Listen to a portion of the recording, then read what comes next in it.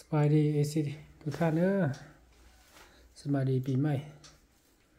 มื้อนี้วันที่1เดือน1 2026ละนี่สิอัปเดตต่อให้เบิ่งอีเด้อว่าตอนนี้สร้างหารไปขั้นตอนใดละตอนนี้มื้อนี้เราสร้างหางได้แล้วเด้อตอนวางไข่เรียบร้อยละ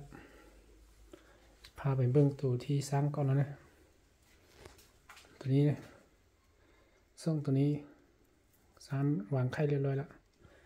ตัวนึงกลุ่มนึงตัวนี้ตัวที่4เป็นตัวนี้เหลือนี้ยังหาก็เริ่มติดน้อยๆซื่อๆยังบ่ได้วางไข่เราสิเพิ่มเบิ่งเลย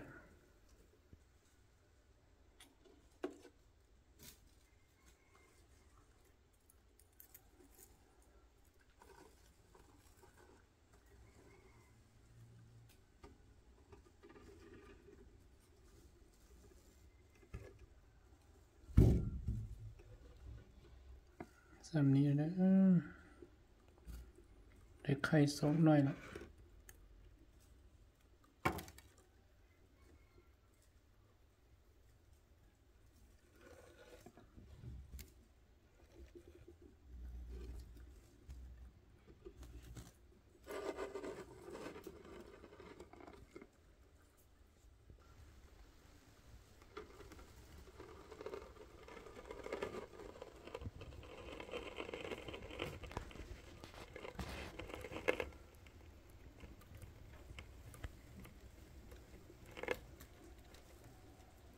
อันนี้ฝาที่3เลย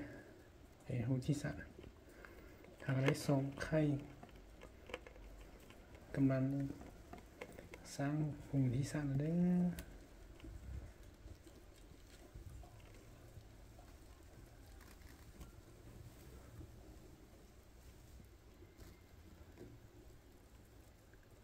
อมีตัวนี้โคนสุดๆเลย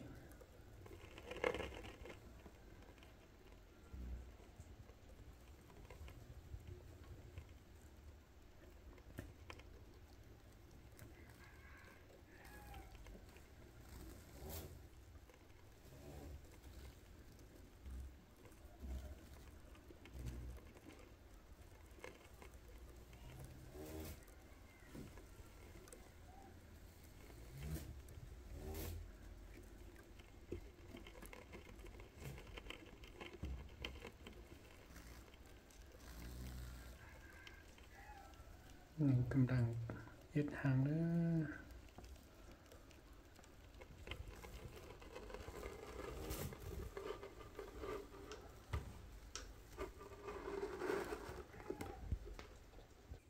ต่อมานี่มี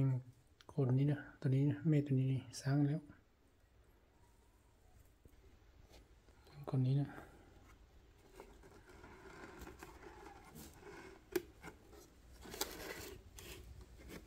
ตัวนี้เราก็ได้ไข่เดียวนะตัวนี้น้อยนี่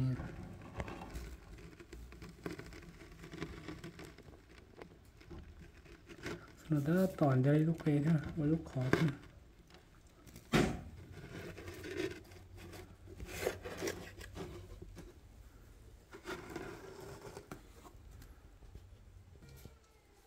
แถวนี้ก็กำลังจีเอละกินเนื้อไหลที่สุดแล้ว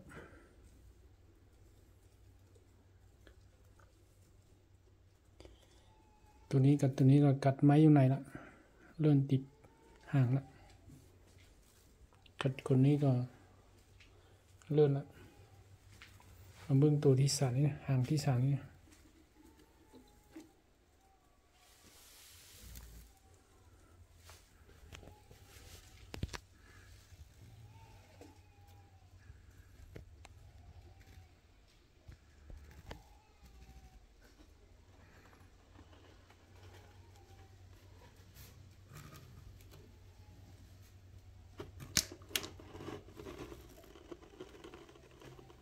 อันนี้ก็ได้2หูแล้วเด้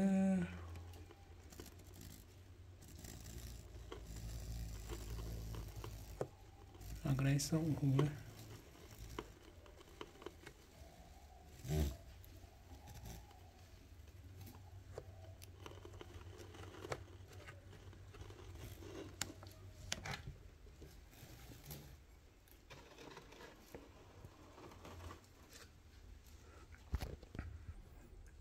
ซ้ำนี้เนี่ย